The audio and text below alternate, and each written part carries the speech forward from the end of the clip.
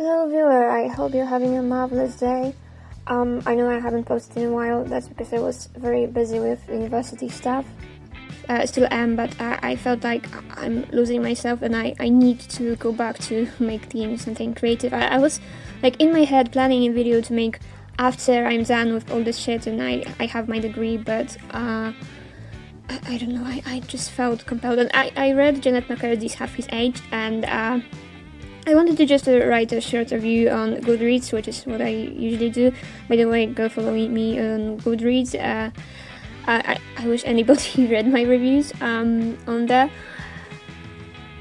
But I have too many thoughts, I can't fit them in a small, short, just written text, so I figured I'm just going to yap, because I love yapping, and I felt like that's just a thing I want to do. I'm going to start with a trigger warning in case you clicked on this video without knowing what the book is about, because if you pick up the book you're going to know.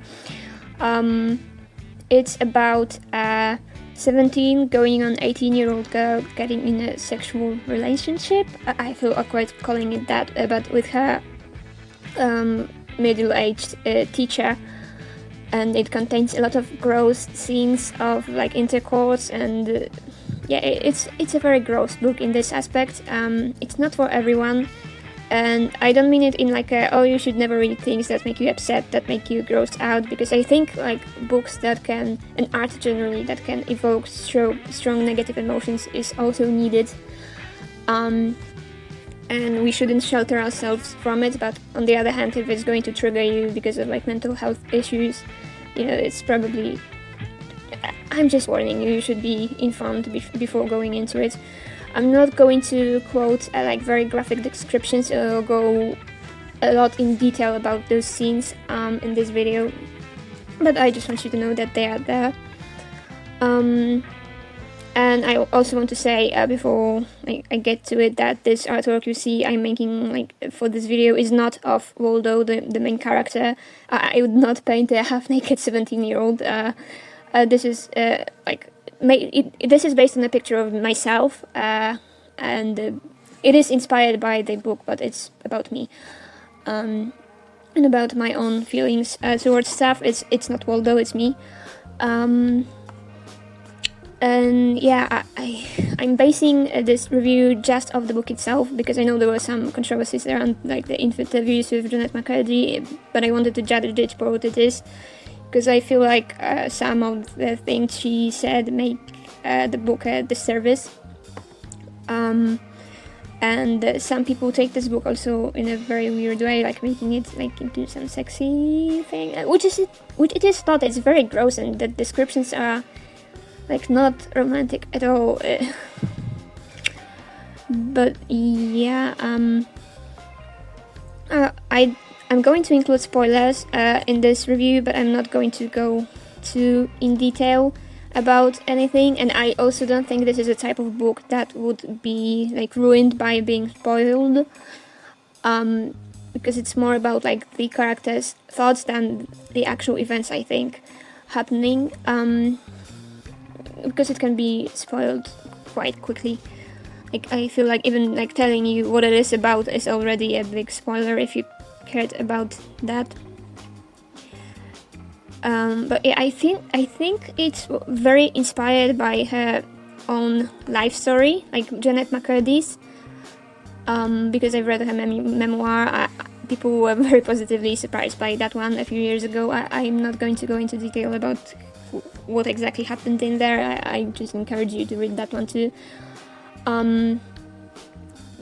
I mean, people were positively surprised in the sense that, not in the sense that, oh, we expected it would be shit, but in like a sense of, oh wow, that's a genuinely great book, with a great catch, and you know, Jennette McCurdy up until that point was just known as an actress, but I'm glad she also picked up writing, because she is a great writer, I think, but the inspiration was to such degree that at the beginning I had to like double check if I understood like the concept of the book right, because you know it's fiction, this one's fiction, that one was a memoir, but it felt so inspired by her own life that I was like, wait, maybe this is about her, but like before she was famous. But no, that's a completely different character. Because there's those elements of like, again, having a very toxic mother with a very weird relationship with you, some financial struggles, body issues. There's like a Mormon subplot. This is not about like Waldo and her family being Mormon, but she has a Mormon friend, I think, technically. Her best friend is a Mormon. Yeah, but this one is a harder read than I'm Glad My Mom Died. So just be warned. I think we need these nuanced depictions around consent and power imbalances, but this book is very disturbing. And to sort of summarize, again, I don't think spoilers are a big issue for this book, because I think like the main value of it are the thoughts of the character, not the exact like order of the events. We have Waldo, who grows up in a very dysfunctional home with a single mother who got pregnant at like 16. Her mother keeps on like having these weird short-term relationships with various boyfriends, and she keeps on splitting with them and then giving them second and third chances. And Waldo is very neglected. She grows up poor. She's bullied by other children when she's little for not having nice clothes and re-wearing her outfits. So then when she's grown and she has her own money, she gets into this shopping addiction because she doesn't want to ever feel like that again. And she's very vulnerable, and at one point she meets this writing teacher who like sees that, and she immediately develops a crush on him. Because she feels like he could understand her, and she also like replicates these patterns of her mother. We can see like with younger boys her age, she also keeps on getting in these relationships that are all about sex and nothing like personal, and just using her body to try to like get any connection with anybody because she wants to be wanted so bad. And so she's very easy for this teacher to groom, and she doesn't see how a lot of his actions are inappropriate, and they end up getting into a relationship. He cheats on his wife with her. He later on even abandons his wife for her.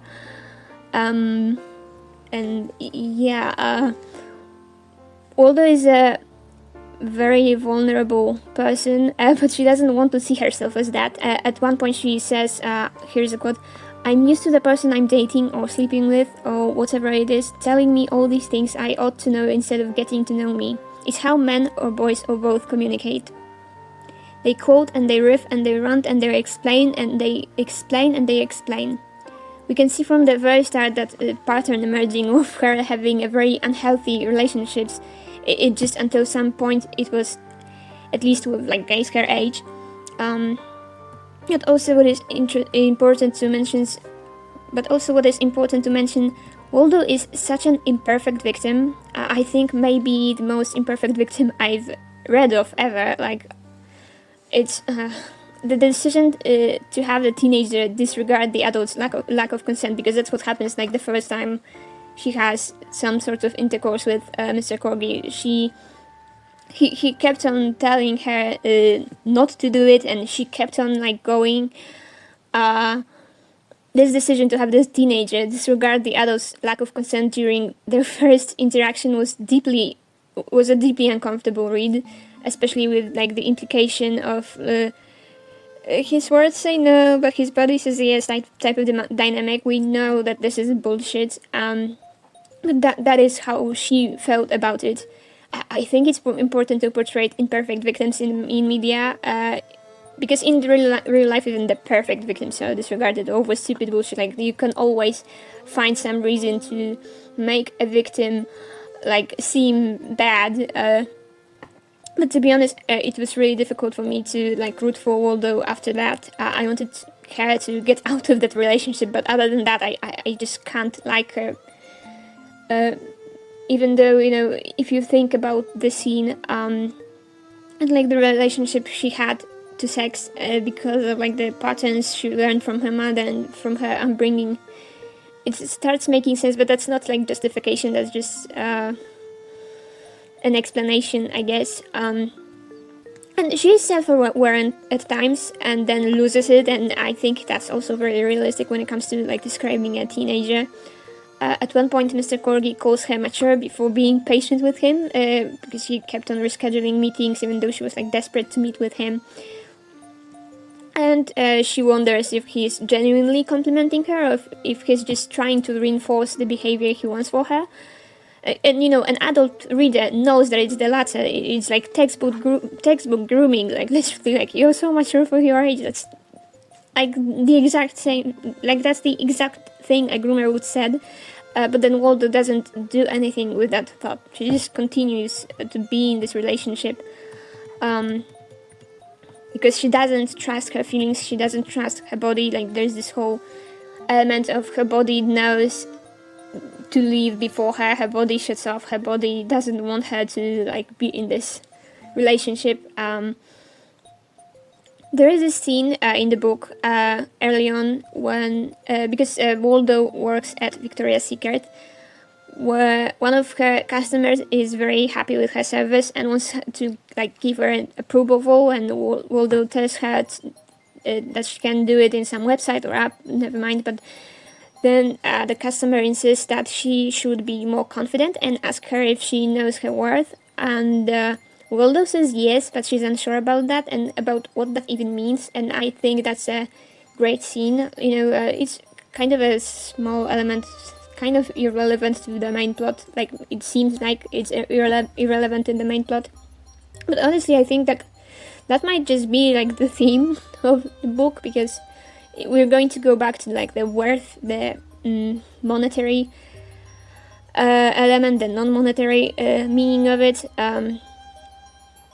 Coming back to like when it comes to like the financial discussion of the book, a lot of the time when people talk about knowing your worth, it is about knowing to ask for a raise or not selling yourself short, but it is financial a lot of the times. And ironically, that still is precisely like commodifying yourself. It's about selling your time, like the most precious limited resource you have, for money, like selling your own life for money. That's not treating yourself like you're worth a lot, is it? And I think it also plays into this motif of Waldo trying to make herself more appealing by changing her body, double shaving, using a lot of makeup and so on. When Waldo and Mr. Corgi get in a relationship, she feels like she's using him a little, because when she's upset she gets him to buy her expensive food at restaurants, and then at some point he comments on like the frozen microwavable food she and her mom are eating, because that's all they can afford, because her mom is still poor, she's working a minimum wage job, and he provides her with like better stuff and makes himself up to be like this great guy, but in reality everyone should have access to healthy food. Like that's not some great thing. He provides her with something that should be a bare minimum in life, but for her it's way more than bare minimum, because her bare minimum is below minimum. It's she's just this easy to maybe impress, to control. I think like the manipulation of Waldo is also presented in such an interesting way, because she doesn't seem to see it. Essentially, Mr. Corgi early on encourages his students to explore honesty in their writing, because he's a writing teacher, and Waldo, wanting to impress him, writes this text about all the problems in her life. Because it was supposed to be about yourself, and she will write about all the problems in her life, exposing her insecurities and weak spots to this predator. And she talks about her mother, who like got pregnant with her as a teenager and told her at some point that she, quote, couldn't get rid of her, but then also that she wanted to keep her. And Waldo points out, quoting, "Wanting to keep something is very different than not being able to get rid of it." And then at some point, after knowing about this issue she has with her mother, like this very complicated, very hard situation, relationship, Mr. Corgi damages his old bag and says that his wife wants him to get rid of it and get a new one, but he doesn't want to. And then Waldo asks him, because you can't get rid of it, and he answers, no, because I want to keep it. Like, quoting her own words back to her, acknowledging her longing to be wanted, and like that she knows the difference, and she doesn't see it as manipulation, but it is. And the book explores such a difficult, uncomfortable topic, and there's a lot of the scenes that are there to make you uncomfortable. And those scenes that are more focused on the psychology are, I think, also very worth pointing to, because people are very focused on the graphic details. I like this one quote, moving on. There's something scary about letting go, even if the emptiness makes room for something better, because I don't know what the something better is, or if it's coming. Maybe it won't. Because I really wanted to have help for Waldo, but this just keeps it realistic. We can hope she lets go, she leaves Mr. Corgi and finds true happiness. But we know it will be a difficult cycle to break. At one point Waldo says, sorry for just dumping quotes at you, but I just have it written down in my notes. I've observed Mom long enough to know that nothing scares of a man like what a woman wants from him. And it's interesting because throughout the book she thinks she's in control, and she only lets Mr. Corgi see what she wants him to see, and that she's the one in charge of this relationship, and she's just the one doing the most important actions. But we can clearly see that that's not the case. The book also creates Waldo a better alternative, better from the perspective of the reader. And there's this boy her age named Nolan, and he falls in love with her, or seems to be infatuated with her, and she enjoys the intention but doesn't reciprocate his feelings. She's dead set on wanting to be with Mr. Corgi, and then, despite still being in love with her, he breaks off the relationship because he sees that it doesn't work, and it seems like it never crossed her mind that's an option. Her mom never did that. She couldn't really do that with Mr. Corgi, but Nolan has higher self-esteem. He's not as desperate as Waldo and her mom. He has a stable home life. He knows his worth. That's again coming back to that point. He's able to step back and not let his feelings keep him in this toxic situation. And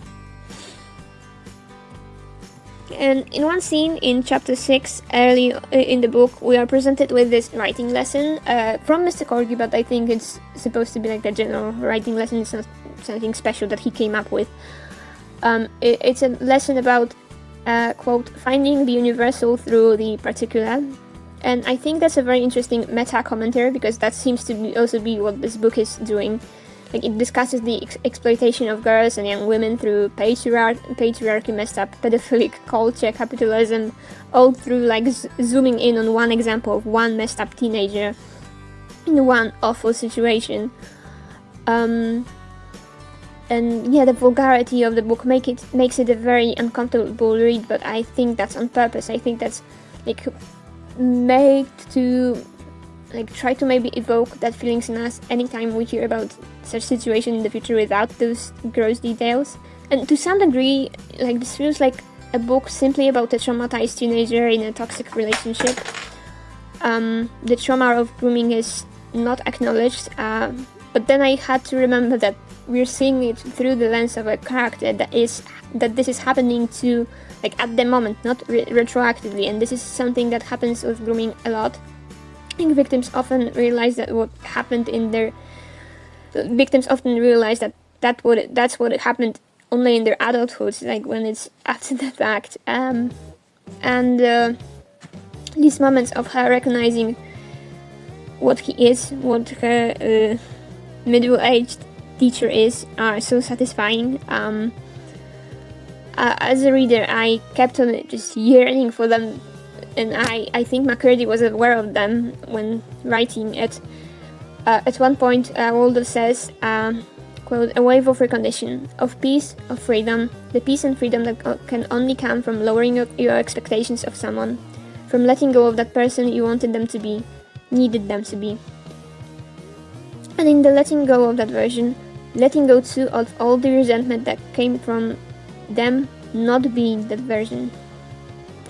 And I'm like, yes, finally! But also that's true, she weaves in these bits of wisdom here and there, and I think they're very valuable, and they are like these glimpses of, on one hand, just all those thoughts, but on the other, I think like that some of those are like genuine messages, because it is difficult to leave such toxic relationships. Like, we hear that from victims a lot when it comes to like being in abusive relationships. Like, one of the hardest things is getting out. Also, I think I've mentioned the customer. I think it's an interesting choice that the main character works for Victoria's Secret, a corporation run by someone who is allegedly involved in very sketchy things and mentioned in the Epstein files. And I don't want to go into detail when it comes to that. I think you should look it up yourself. This is not a topic for my channel.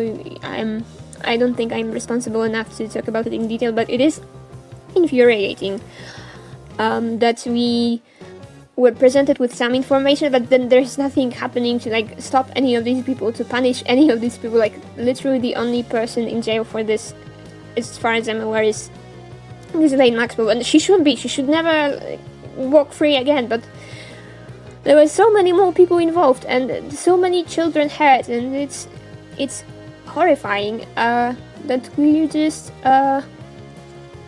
we know it happened, but we're not going to do anything about it.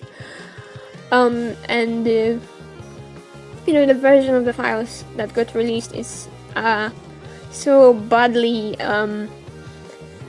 censored that they released some of the victims' data, but then covered up all the predators, all the people responsible, and all the people who committed the crimes. Like, what's the point? Like, that's the opposite of what they were supposed to do. It's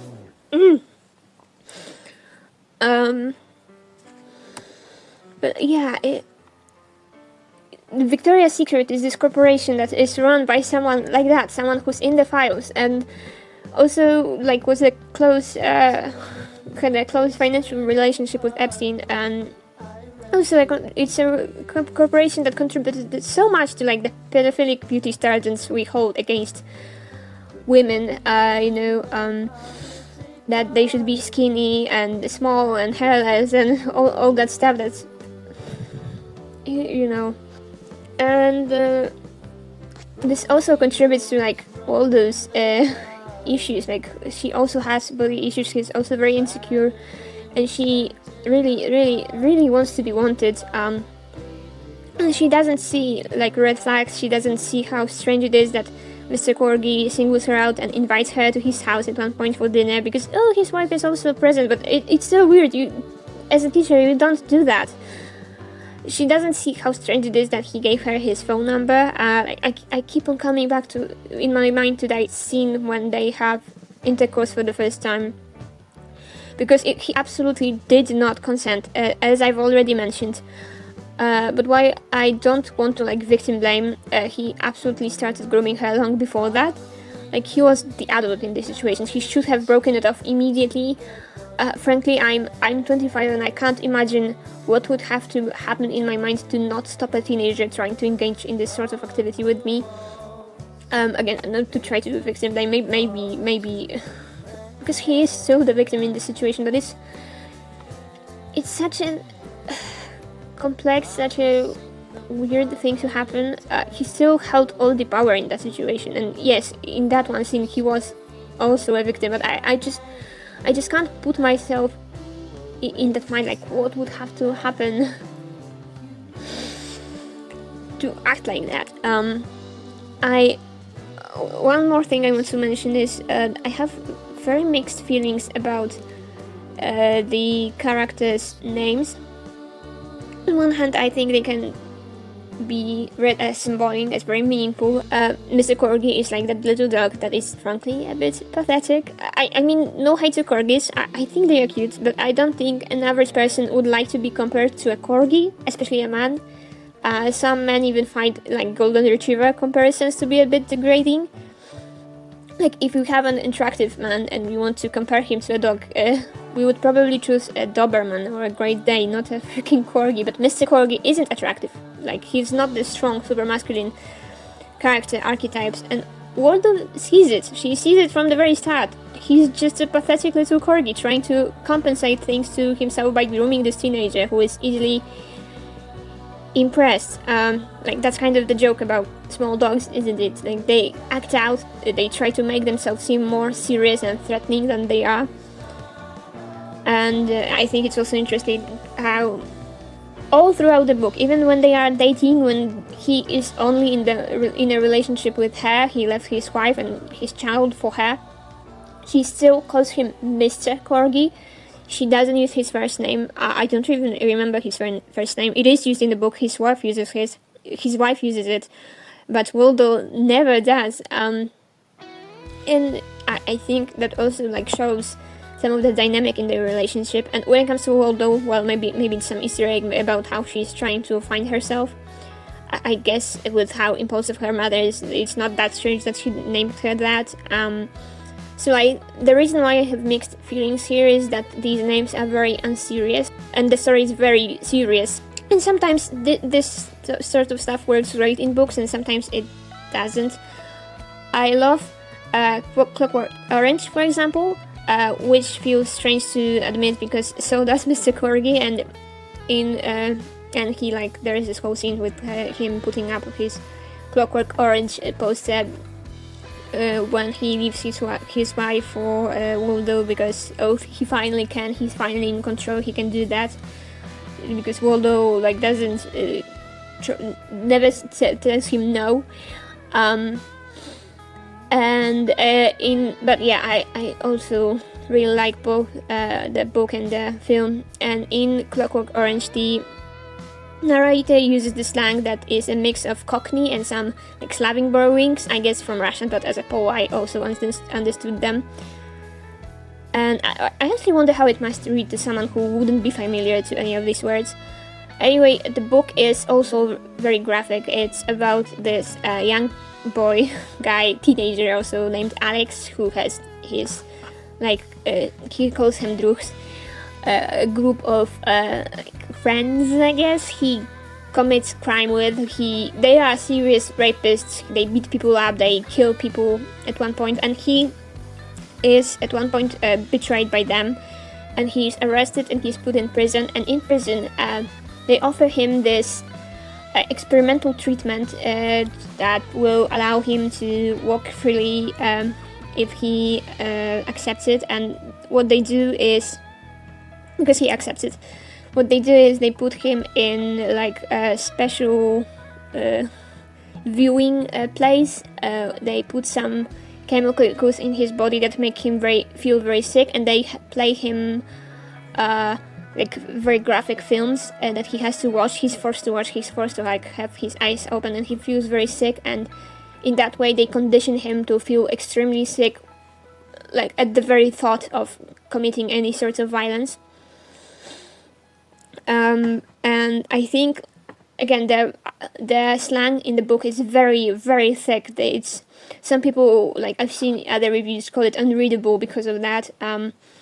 I think it distances the reader from the violence to some point, because the violence is also used. The violence is also described using these strange words, and while it also immerses us in Alex's worldview, it creates this additional filter that immerses you in the world from the book. It's also very interesting how Alex switches to speaking proper English whenever he wants to seem polite and innocent. And that filter effect, by the way, only works in the book, because I also watched again Stanley Kubrick's film, which is actually what Mr. Corgi liked so much, because it was a film poster, and it's disturbing as fuck. I started watching it at full screen on my laptop, and then I had to make it smaller to see things worse. because I just couldn't stomach the sexual assault scenes. At the end, I felt like I'm getting the same treatment as Alex, being forced to watch disturbing shit and feeling sick from it. So yeah, trigger warning if you want to read the book, and heavy trigger warning for the film. I mean, it's a good film, but I really felt like I'm watching something I'm not supposed to. But coming back to just discussing language, the teenagers here tend to also use lots of borrowings from English in their slang, so it was strange seeing almost the opposite happening.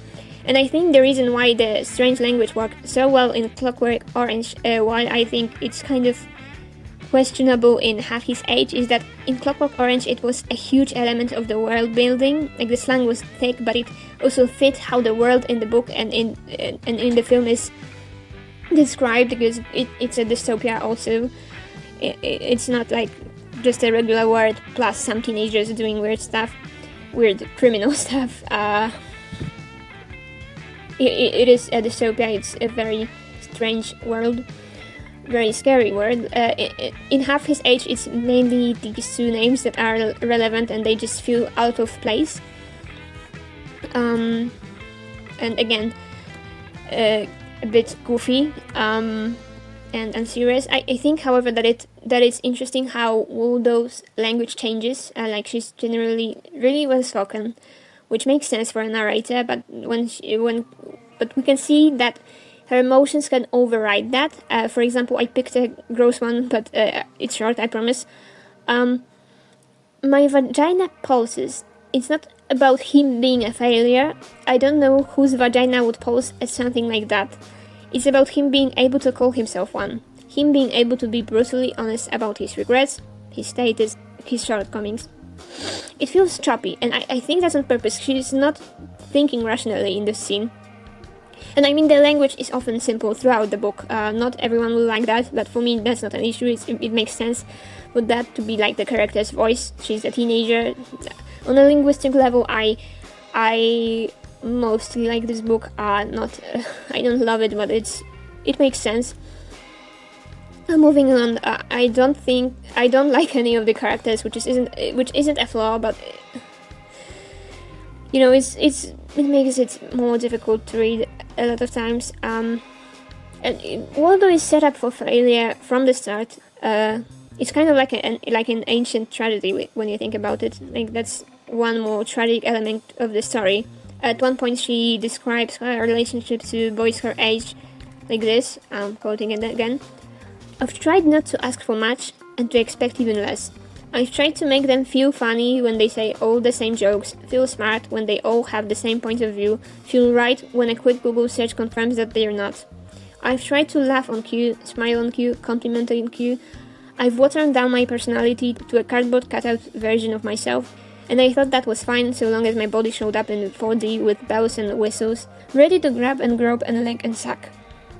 You know, she felt for Mr. Corgi because she yearned to be wanted that bad. She was willing to throw herself away just for somebody else to, you know, had any sort of affection for her. And I think that maybe the elephant in the room should have been addressed. Because Waldo's friend is worried about her and wants to convince her to report Mr. Corgi, but that's kind of it. Maybe if not through Waldo's introspection, we could have gotten it from her mom or something. I just really wanted it to happen. When it comes to the conversation about grooming, because it's not present in the book. We can observe it, but we don't have like a conversation. I appreciate how some like psychological mechanisms she experienced were portrayed.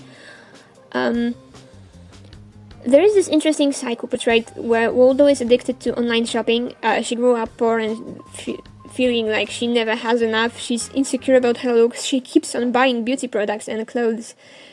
And we can see her use all that trying to make herself pretty for Mr. Corgi.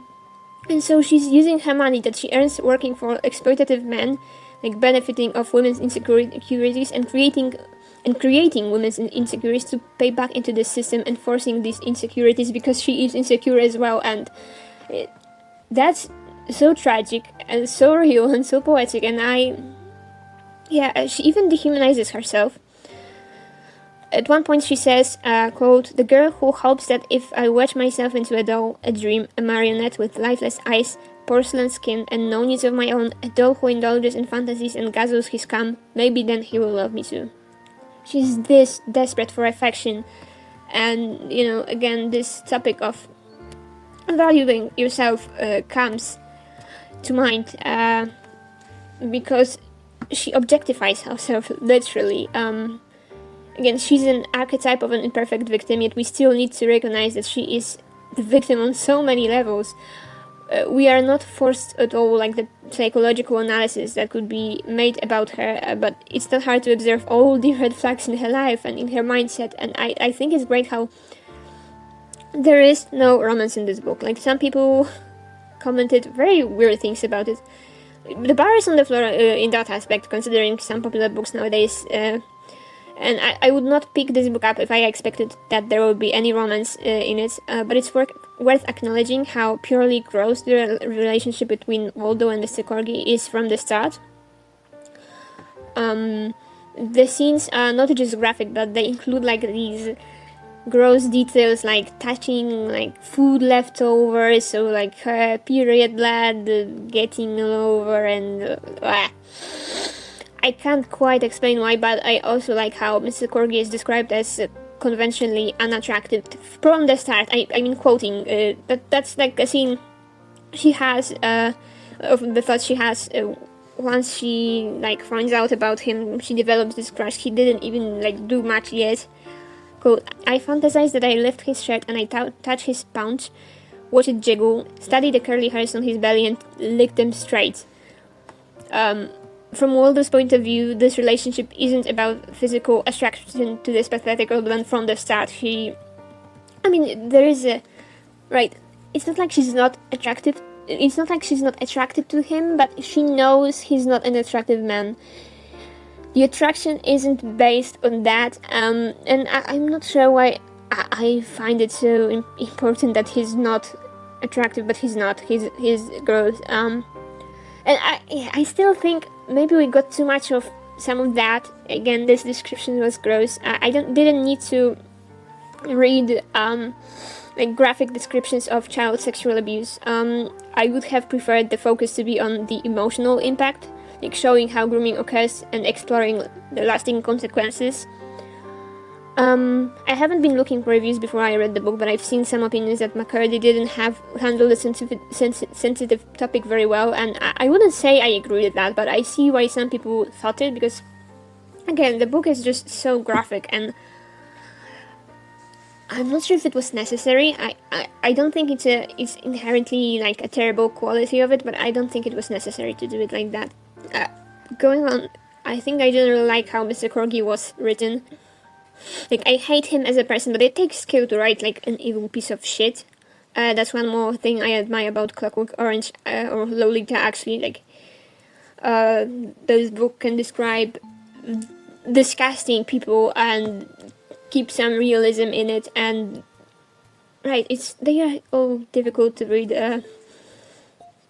but that's the purpose. But yeah, he's happy feeling his midlife crisis with a non-consensual relationship with a teenager who looks up to him and depends on him and admires him and would do anything for him. But then near the end, once she expresses her own opinion contrary to his for once, he snaps and he calls her immature. And we were all aware that she is. It was very clear throughout the book, and I'm not as old as he is, and I could see it very clearly, but this whole time he's been pretending she's not immature, but that's what he tried to weaponize against her when he started losing control. It just confirms that he knew what he was doing all along, and I guess it's satisfying to see like the mask fall. One more issue I have is that the ending feels very abrupt. I guess that leaves it open to imagination. Like, Waldo breaks it off with Mr. Corgi, but will she keep on coming back to him like her mother does with her boyfriends, or will she be able to not fall into the same cycle? Or even if she like breaks off with him completely, like what if she does she get into another toxic relationship with somebody else, or is she truly free? because it doesn't seem that likely. There's this moment near the end when her mother seems to be getting better, seems to be on the right track. She like quits her relationship with men. She goes through some sort of therapy, but then she falls back into her old habits and goes back to one of her ex-boyfriends, and maybe that's meant to be seen as potential foreshadowing for Waldo's situation. But still, I think it was abrupt. Wrapping things up, because I've been yapping for a very long time. I can't just straightforward recommend this book to everyone watching, because it's not a book for everyone. It's very disturbing. I think it was a very valuable read for me, but obviously not everyone can stomach it. I would say I see it as like something that I would value as a reader, but again, it's not for everyone. But yeah, I'm curious of your opinions on the book, or your recommendations, or what you think about this video in general. You can disagree with me, because I think I have some hot takes here. I didn't want to like be controversial and address anybody else's opinion directly, especially that I try to avoid other reviews before I sat down to record this one, but it was kind of inevitable because of like the people I follow online. But yeah, if you disagree, if you agree, if you have any idea on what I can do in the future, if you have some book recommendations, for example, I would love to see it in the comment section down below. And for now, just stay safe, and peace.